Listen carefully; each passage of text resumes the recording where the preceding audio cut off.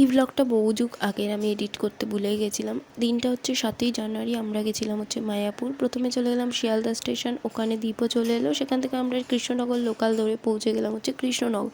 সেখান থেকে আমরা অটো ধরে চলে গেলাম হচ্ছে উলোর ঘাট। এখানে অটোর বড্ড ঝামেলা আছে, সবাই বুঝে শুনে যাবে। তো এখান থেকে 30 টাকা নিয়ে আমরা চলে গেছিলাম হুলোর ঘাট। সেখান থেকে 3 টাকা দিয়ে আমরা পৌঁছে গেলাম হচ্ছে মায়াপুর। এখানে ফেরিতে উঠতে আমার খুব ভয় লাগছিলো।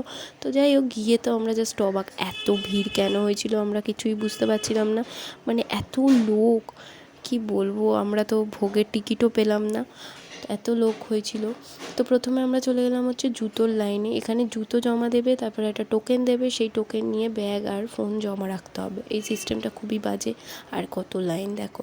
তো তারপর আমরা ফোন টোন সব জমা দিয়ে ঢুকে গেছিলাম হচ্ছে মন্দিরে। আর আমরা জানতাম না রাধাকৃষ্ণর মন্দিরে ফোন অ্যালাউ আছে, আমরা ফোন টোন আর নিইনি।